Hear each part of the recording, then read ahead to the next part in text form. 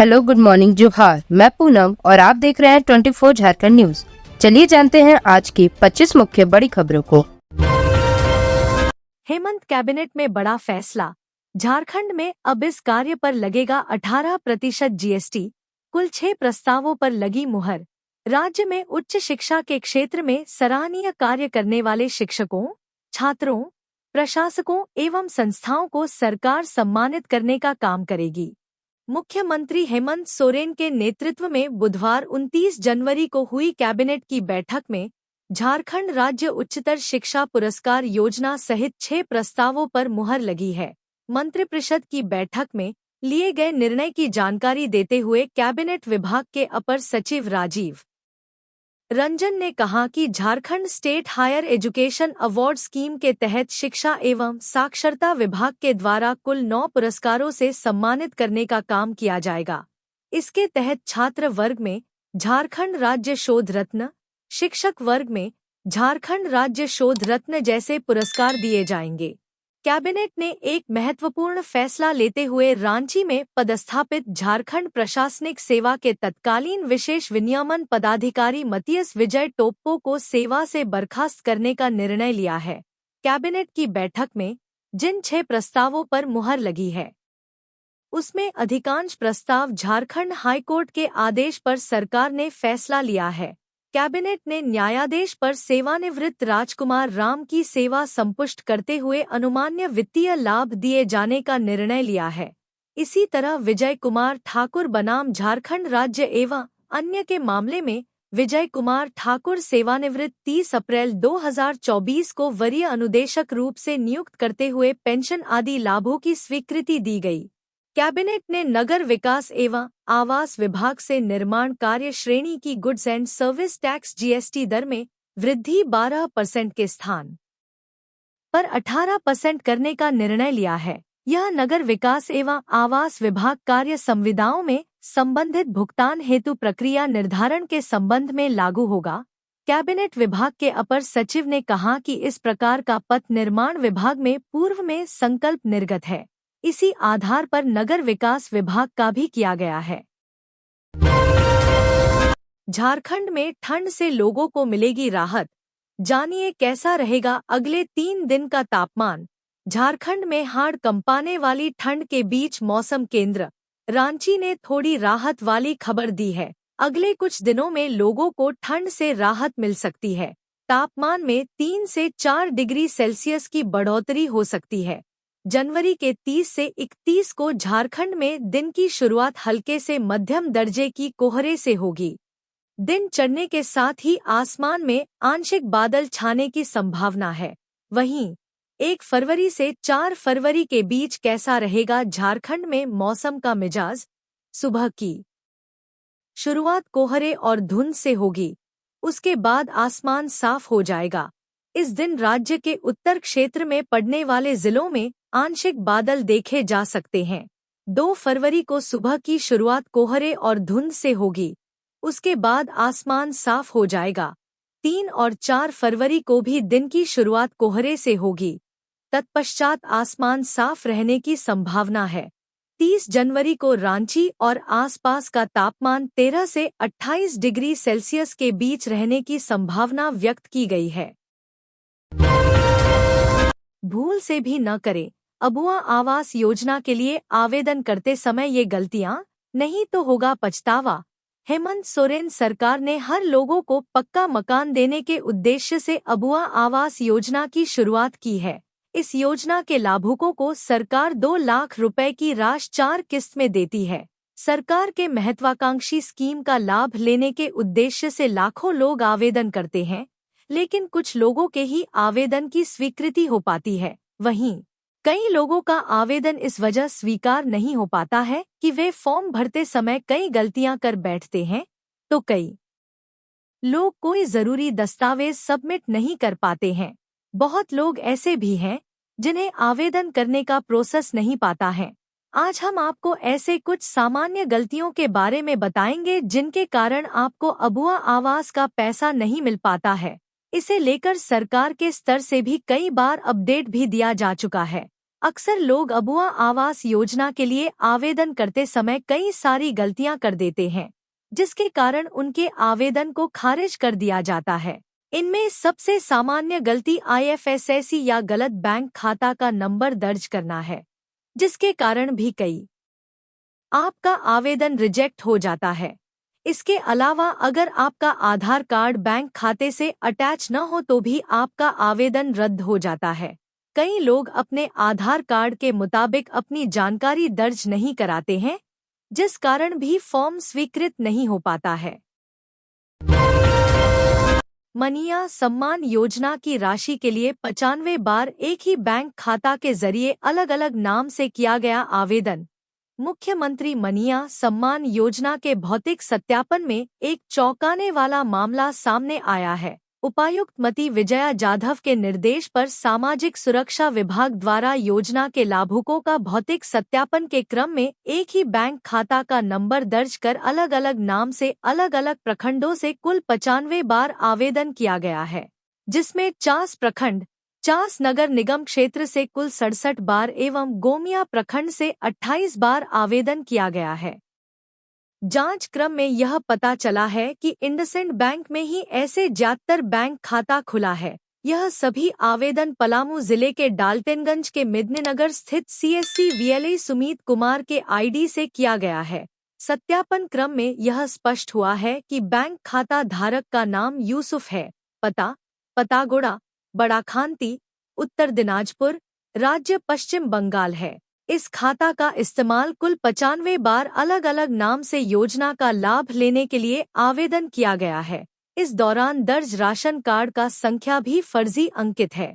जिला आपूर्ति पदाधिकारी ने जांच के क्रम में इसकी पुष्टि की है। वहीं सभी नामों के उपनाम में किस्कू, हांसदा और मुर्मू शब्द जोड़ा गया है। 21 नवंबर 2024 को एक ही साथ कई बार आवेदन किया गया है। उपायुक्त ने खाता धारक के विरुद्ध प्राथमिकी दर्ज करने का निर्देश दिया है। झारखंड में सादा पान मसाला को भी प्रतिबंधित की तैयारी, स्वास्थ्य मंत्री इरफान अंसारी ने दिए सख्त निर्देश।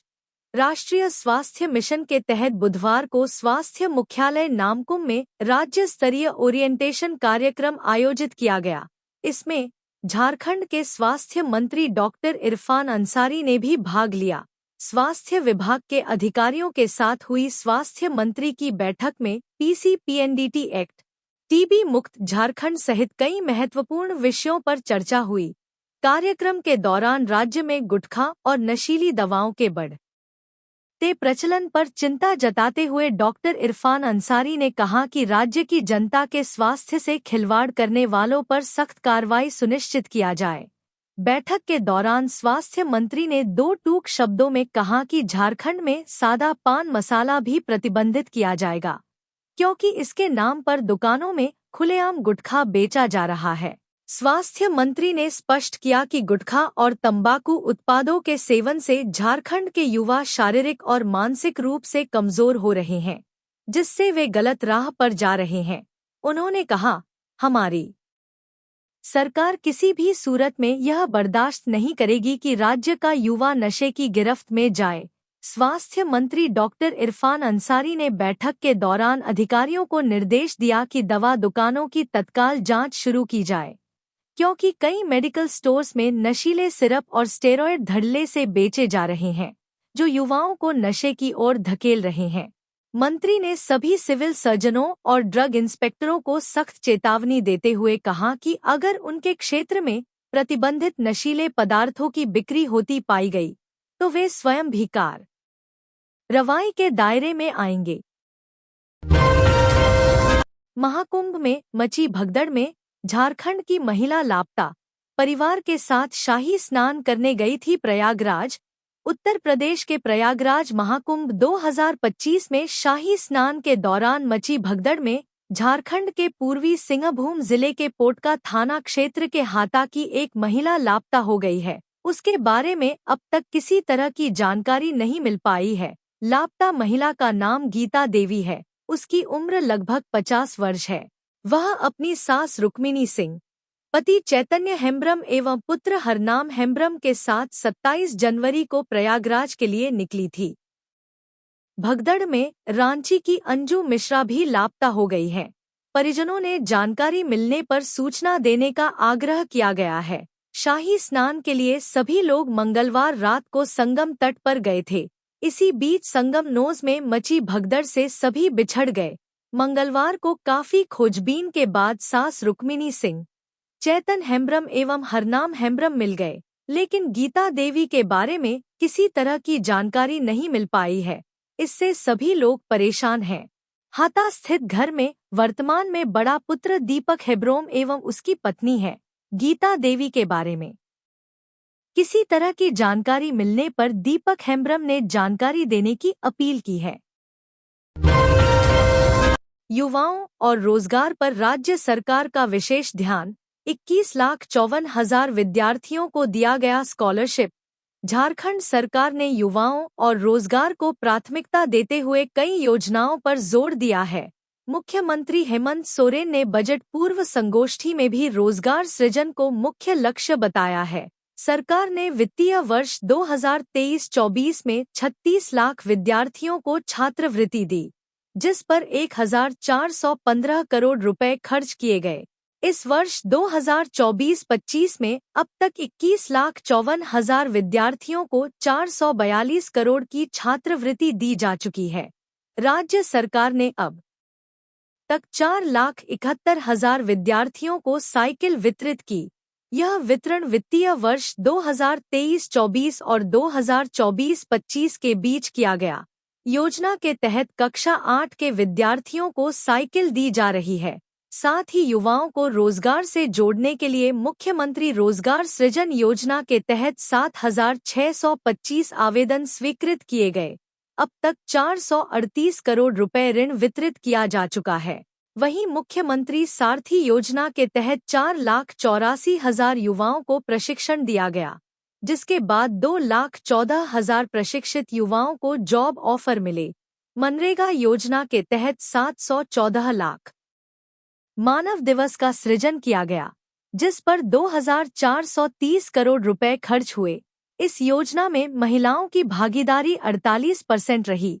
29,000 एकड़ भूमि पर बागवानी की जा रही है, जिससे 32,000 से अधिक परिवारों को लाभ मिल रहा है। जेबीवीएनएल की लोगों से स्मार्ट मीटर लगवाने की अपील। समस्या होने पर इस टोल फ्री नंबर पर कर सकते हैं फोन। झारखंड बिजली वितरण निगम लिमिटेड ने बिजली उपभोक्ताओं से स्मार्ट प्रीपेड मीटर लगवाने की अपील की है।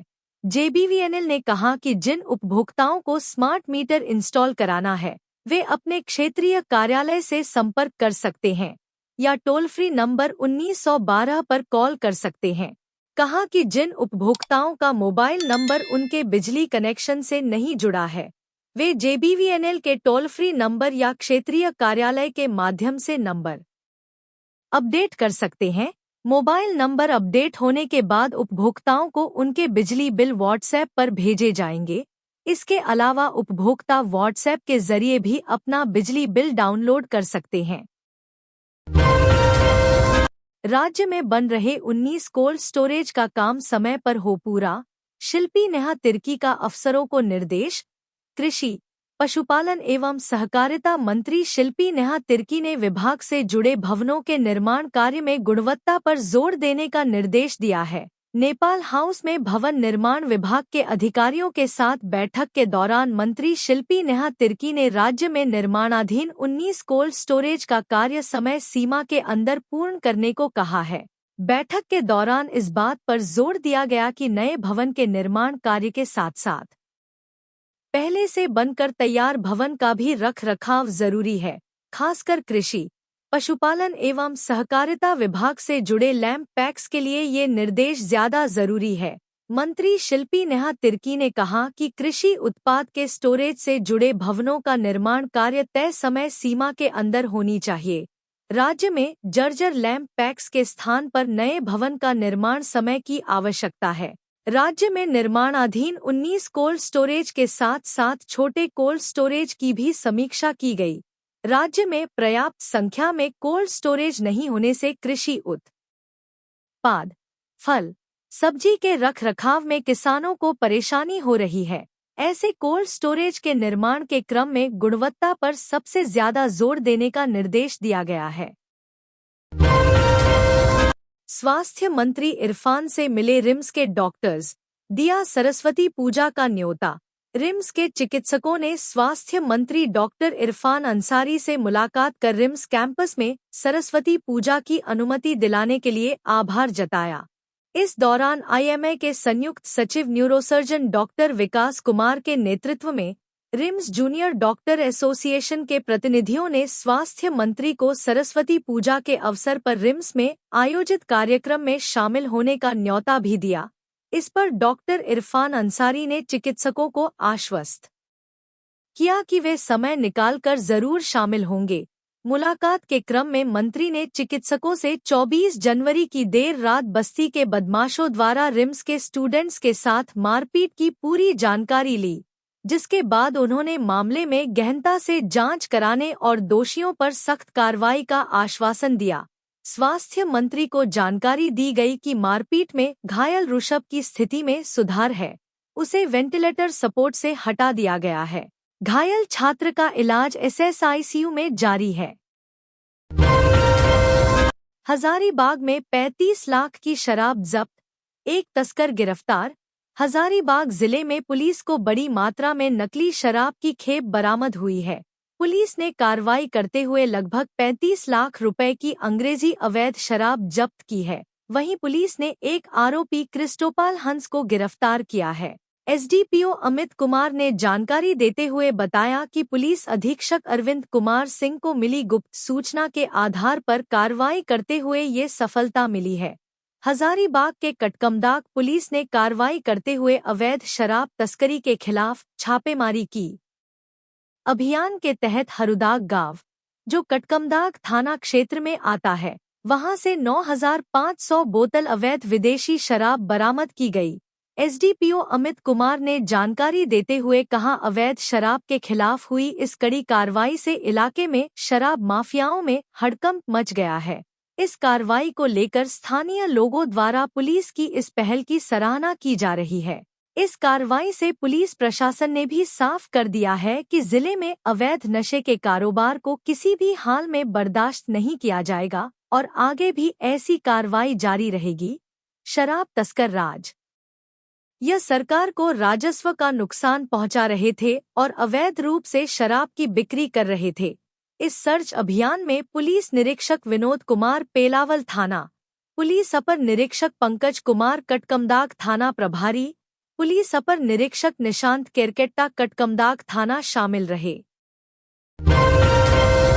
हॉकी खिलाड़ी सलीमा टेटे और निक्की प्रधान को रांची में मिली जमीन, अब घर बनाने के लिए भी सरकार देगी 35-35 लाख। मुख्यमंत्री हेमंत सोरेन ने बुधवार को झारखंड की 2 महिला हॉकी खिलाड़ियों सलीमा टेटे और निक्की प्रधान को रांची के हरमू स्थित आवासीय कॉलोनी में 3,750 वर्ग फीट भूखंड आवंटन का कागजात सौंपा। यह सम्मान इन खिलाड़ियों की हॉकी में उत्कृष्ट प्रदर्शन और राज्य एवं देश का नाम रोशन करने के लिए दिया गया है। मुख्यमंत्री के इस कदम से सलीमा और निक्की का रांची में अपना घर होने का सपना पूरा हुआ है। उन्हें हरमू आवासीय कॉलोनी के प्लॉट नंबर 10B और 10A में 3,750 वर्ग फीट भूखंड आवंटित किया गया है। इस अवसर पर मुख्यमंत्री हेमंत सोरेन ने कहा कि आज उत्साह का दिन है। राज्य की 2 होनहार हॉकी खिलाड़ी बेटियों का सम्मानित किया जा रहा है। हमारी बेटियों ने अपने हुनर और काबिलियत से सिर्फ राज्य का ही नहीं बल्कि पूरे देश का नाम रोशन किया है। मुख्यमंत्री ने कहा कि पिछले कई दशकों से झारखंड की बेटियों ने अलग अलग क्षेत्रों में अपनी प्रतिभा का प्रदर्शन कर देश और दुनिया में अलग पहचान बनाई है।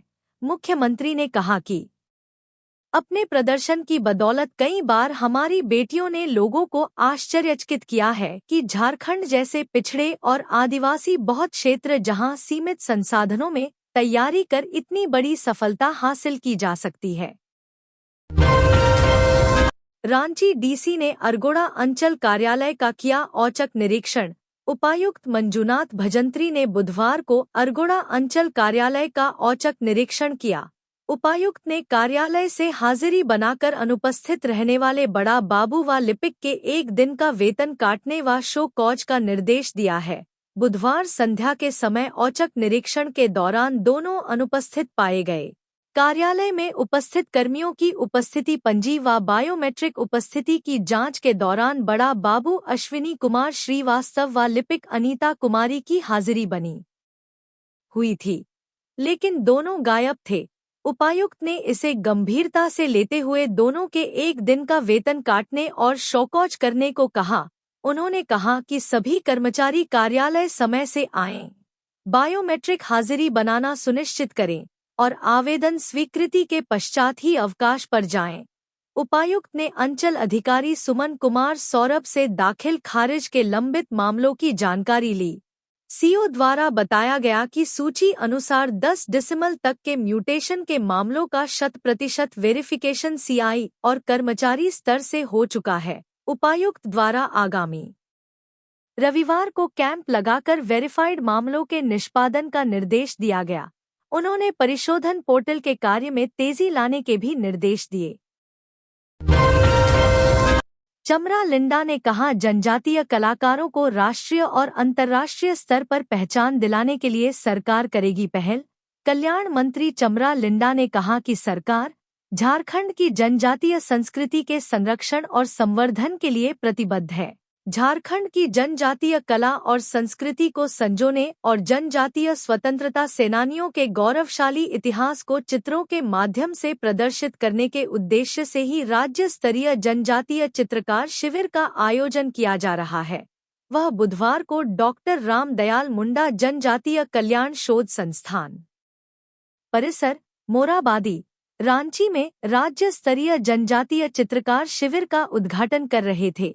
यह ऐतिहासिक आयोजन जनजातीय कार्य मंत्रालय, भारत सरकार एवं झारखंड सरकार के संयुक्त तत्वावधान में किया जा रहा है। मंत्री चमरा लिंडा ने कहा कि झारखंड के जनजातीय स्वतंत्रता सेनानियों का संघर्ष हमारी अस्मिता और प्रेरणा का प्रतीक है। उनकी शौर्य गाथा को कला के माध्यम से जन जन तक पहुंचाना बेहद आवश्यक है। इस चित्रकार शिविर के माध्यम से हमें उन वीर सेनानियों की वीरता को पुनः जीवंत करने का अवसर मिला है। साथ ही झारखंड का जनजातीय समाज हमेशा से अपनी कला, संस्कृति और संघर्षशीलता के लिए जाना जाता है। यहाँ के कलाकारों की प्रतिभा अद्भुत है और यह शिविर उन कलाकारों को एक मंच प्रदान करेगा जिससे वे अपनी कला के माध्यम से इतिहास को संजो सकें। डीजीपी ने कहा, जेएसएससी सीजीएल परीक्षा को रद्द करवाने के लिए आधा दर्जन गैंग सक्रिय, सबूतों की फॉरेंसिक जांच शुरू। झारखंड कर्मचारी चयन आयोग के द्वारा आयोजित की गई सीजीएल परीक्षा का पेपर लीक हुआ था या नहीं, इसकी जांच झारखंड सीआईडी कर रही है। प्रारंभिक जांच में यह तथ्य उभर कर आया है कि झारखंड में सक्रिय कुछ ऐसे गैंग हैं जो हर हाल में सीजीएल परीक्षा को रद्द करवाने की मंशा के तहत काम कर रहे हैं। मामले की जांच फिलहाल जारी है, जिसमें हर दिन चौंकाने वाली बातें सामने आ रही हैं। सीजीएल परीक्षा में गड़बड़ी मामले को लेकर झारखंड सीआईडी की टीम को अब तक 60 से ज्यादा शिकायतें मिल चुकी हैं, जिसमें कई डिजिटल एविडेंस आम लोगों के द्वारा पुलिस को उपलब्ध करवाए गए हैं। लेकिन आपको यह जानकर हैरानी होगी कि अधिकांश एविडेंस झारखंड पुलिस के किसी काम के नहीं हैं। पुलिस को किसी भी एविडेंस की पुख्ता जानकारी नहीं दी गई है। झारखंड के डीजीपी अनुराग गुप्ता ने बताया कि व्हाट्सएप चैट, फोटोग्राफ और वीडियो रिकॉर्डिंग आम लोगों के द्वारा सीआईडी को भेजे गए हैं, जिनकी जांच शुरू कर दी गई है। उन्होंने कहा कि ऐसे सबूत लोगों के द्वारा भेजे गए हैं जिनमें कुछ नहीं है। मसलन व्हाट्सएप चैट दिया गया है, लेकिन व्हाट्सएप नंबर नहीं है। प्रश्न पत्र हाथ में पकड़े हुए एक व्यक्ति है, लेकिन उसकी तस्वीर नहीं है। डीजीपी ने बताया कि परीक्षा में गड़बड़ी हुई है या नहीं, इसकी जांच के लिए 2 सीनियर आईपीएस अधिकारियों के साथ साथ कई तेजतर्रार अफसरों को लगाया गया है। सच और झूठ का फैसला जरूर होगा, लेकिन जिस तरह से तथ्य सामने आ रहे हैं वो एक बड़ी साजिश की ओर इशारा कर रहा है। डीजीपी के अनुसार जेएसएससी की शिकायत पर झारखंड सीआईडी ने मामले में दूसरी एफआईआर भी दर्ज की थी। वहीं रातू थाने में दर्ज केस को भी सीआईडी ने टेकओवर कर लिया था। मंत्री संजय प्रसाद यादव की दुमका कोर्ट में हुई पेशी। झारखंड सरकार के मंत्री संजय प्रसाद यादव ने बुधवार को दुमका कोर्ट में आचार संहिता उल्लंघन के मामले में पेशी हुई। यह मामला वर्ष 2014 में हुए विधानसभा चुनाव के दौरान गोड्डा जिले के पथरगामा थाना में दर्ज आचार संहिता उल्लंघन का है। मंत्री के अधिवक्ता धर्मेंद्र नारायण प्रसाद ने बताया कि इस केस में फिलहाल गवाही की प्रक्रिया चल रही है और एक गवाह का बयान आज दर्ज किया जाना था। पेशी के दौरान मंत्री ने कोर्ट को बताया कि आज रांची में झारखंड सरकार की कैबिनेट की बैठक होनी है, इसलिए उन्होंने रांची जाने के लिए कोर्ट से इजाजत मांगी। कोर्ट ने उनकी इजाजत स्वीकार कर ली और मंत्री फौरन रांची के लिए रवाना हो गए। न्यायालय परिसर में सुरक्षा के पुख्ता इंतजाम किए गए थे। संजय प्रसाद यादव गोड्डा विधानसभा से राष्ट्रीय जनता दल के विधायक हैं और हेमंत सोरेन की मंत्रिमंडल में श्रम नियोजन एवं कौशल विकास मंत्री हैं। राज्य में 6 नए मेडिकल कॉलेज और रांची में एम्स। इरफान अंसारी जल्द देंगे जेपी नड्डा को प्रस्ताव। झारखंड में स्वास्थ्य सेवाओं को बेहतर बनाने के लिए सरकार तेजी से काम कर रही है। स्वास्थ्य मंत्री डॉक्टर इरफान अंसारी जल्द ही केंद्र सरकार से रांची में एम्स और 6 नए मेडिकल कॉलेज की मांग करेंगे। स्वास्थ्य मंत्री गुरुवार को दिल्ली में केंद्रीय स्वास्थ्य मंत्री जेपी नड्डा से मुलाकात करेंगे। वे जामताड़ा, देवघर, धनबाद, जमशेदपुर, गिरिडीह और खूंटी में मेडिकल कॉलेज खोलने का प्रस्ताव देंगे। इन मेडिकल कॉलेजों को पब्लिक प्राइवेट पार्टनरशिप मॉडल पर संचालित करने की योजना भी बनाई गई है। इसके अलावा रांची में मेडिको सिटी की स्थापना के लिए 3,781 करोड़ रुपए का भी प्रस्ताव तैयार किया गया है। मंत्री इसे ADB Asian development bank project के तहत ऋण के रूप में मंजूर कराने की कोशिश करेंगे। स्वास्थ्य मंत्री केंद्र सरकार से झारखंड के लिए स्पेशल पैकेज की भी मांग करेंगे। उन्होंने कहा कि झारखंड से केंद्र को खनिज और अन्य संसाधनों से बड़ी आमदनी होती है, लेकिन राज्य को उतना बजट नहीं मिलता। वे राष्ट्रीय स्वास्थ्य अभियान के तहत झारखंड को अधिक धनराशि देने की मांग भी करेंगे। डॉक्टर इरफान अंसारी रिम्स, रांची और अन्य मेडिकल कॉलेजों में सीटें बढ़ाने के लिए नेशनल मेडिकल कमीशन से अनुरोध करेंगे। इससे राज्य में मेडिकल की पढ़ाई करने वाले छात्रों को अधिक अवसर मिलेंगे। मंगलवार को स्वास्थ्य मंत्री डॉक्टर इरफान अंसारी ने स्वास्थ्य सचिव अजय कुमार सिंह और अन्य अधिकारियों के साथ बैठक की। इसमें स्वास्थ्य योजनाओं की प्रगति और बजट पर चर्चा हुई। मंत्री ने योजनाओं में तेजी लाने और पूर्व में दिए गए निर्देशों को जल्द लागू करने पर जोर दिया है। मनिया सम्मान योजना पर अबुआ बजट से पहले मुख्यमंत्री हेमंत सोरेन का बड़ा बयान। झारखंड मुख्यमंत्री मनिया सम्मान योजना पर हेमंत सोरेन ने बड़ा बयान दिया है। मुख्यमंत्री ने कहा है कि उनकी सरकार मनिया सम्मान योजना के लिए जनता पर कोई अतिरिक्त बोझ नहीं डालेगी। उन्होंने कहा कि आंतरिक संसाधनों से ही मनिया सम्मान योजना की राशि की व्यवस्था सरकार करेगी। अबुआ बजट पर आयोजित संगोष्ठी को संबोधित करते हुए सीएम ने कहा कि देश की आधी आबादी के लिए 25 से 26 हजार करोड़ रुपए के बजट का प्रावधान है। इसके विपरीत झारखंड सरकार ने अपनी आधी आबादी के लिए 15 से 16 हजार करोड़ रुपए का प्रावधान किया है। महिलाओं को सशक्त करने के लिए झारखंड सरकार उनके बैंक खाते में हर महीने 2,500 रुपए दे रही है। मुख्यमंत्री हेमंत सोरेन ने कहा है कि झारखंड सरकार ने आधारभूत संरचना के विकास पर कई अहम काम किए हैं। खनिज संपदा से परिपूर्ण झारखंड का असर देश की अर्थव्यवस्था पर पड़ता है। झारखंड सरकार के कई कार्यों की नीति आयोग ने सराहना की है। नीति आयोग ने सभी राज्यों के लिए तय मापदंड पर झारखंड पहले स्थान पर रहा। अभी इससे खुश होने की जरूरत नहीं है, अभी भी बहुत कुछ करना शेष है। हेमंत सोरेन ने कहा कि मनिया सम्मान योजना से पूरे देश में झारखंड की अलग पहचान बनी है। अपने बजट की इतनी बड़ी राशि से आधी आबादी के जीवन स्तर में सुधार लाने का इतना बड़ा प्रयास छोटी बात नहीं है। वह भी झारखंड जैसे छोटे राज्य के लिए। मुख्यमंत्री ने कहा कि कहने को तो झारखंड सोने की चिड़िया है, लेकिन वास्तव में यह देश के सबसे पिछड़े राज्यों में एक है। तमाम चुनौतियों के बावजूद झारखंड की सरकार ने हार नहीं मानी है, कई नए आयाम गढ़े हैं। संसद का बजट सत्र 31 जनवरी से, राष्ट्रपति पहले दिन दोनों सदनों को करेंगी संबोधित। संसद का बजट सत्र शुक्रवार 31 जनवरी से शुरू हो रहा है। इस सत्र की शुरुआत राष्ट्रपति द्रौपदी मुर्मू के संबोधन से होगी, जो दोनों सदनों को सुबह 11 बजे संसद भवन के लोकसभा कक्ष में संबोधित करेंगी। राष्ट्रपति के अभिभाषण के बाद इस पर धन्यवाद प्रस्ताव पर चर्चा होगी, जो 3, 4 और 6 फरवरी को आयोजित की जाएगी। संसद का बजट सत्र 2 भागों में विभाजित होगा। पहला भाग 31 जनवरी से शुरू होकर 13 फरवरी तक चलेगा, जबकि दूसरा भाग 10 मार्च से शुरू होकर 4 अप्रैल तक चलेगा। केंद्रीय वित्त मंत्री निर्मला सीतारमण 1 फरवरी को आम बजट पेश करेंगी, जो प्रधानमंत्री नरेंद्र मोदी के नेतृत्व में बनी तीसरी सरकार का दूसरा बजट होगा। यह वित्त मंत्री सीतारमण का 8वां बजट होगा। इससे पहले जुलाई 2024 में सरकार बनने के बाद सीतारमण ने पूर्ण आम बजट पेश किया था।